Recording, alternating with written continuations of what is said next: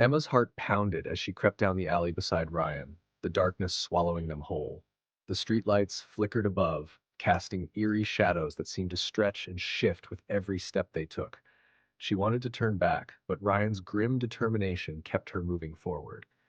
The air was thick with a sense of danger, a suffocating silence broken only by their cautious footsteps. The man who had disappeared a month ago was a ghostly rumor in the city, his name whispered in fear, his fate unknown. Now here they were, searching for something that might cost them everything. As Ryan leaned in close, his voice barely a whisper, he said, "If we find it, Emma, we can never tell anyone." He paused, his eyes reflecting a darkness even deeper than the alley around them.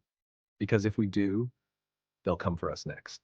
Emma and Ryan stand under a flickering streetlight, glancing around nervously. In the city's underbelly, secrets were whispered like ghostly echoes, passed from one shadow to the next. Tonight, Emma and Ryan found themselves at the heart of it all, in an alley that seemed to swallow sound, making their hurried whispers echo back at them. Emma shivered, glancing around, her nerves raw as the cold bit into her skin.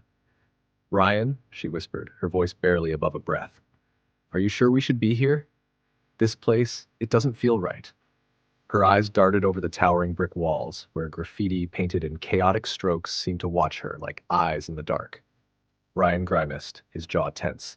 He didn't look at her, just keeping his focus on the shadowed corners. "I know, Emma," he muttered, his tone clipped.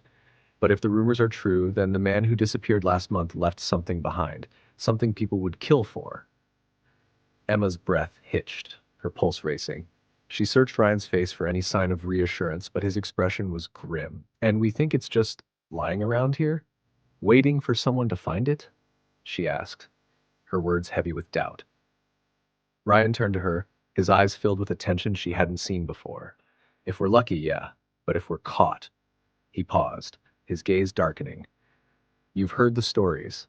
People who come looking, they don't come back." A distant siren wailed, slicing through the silence like a warning.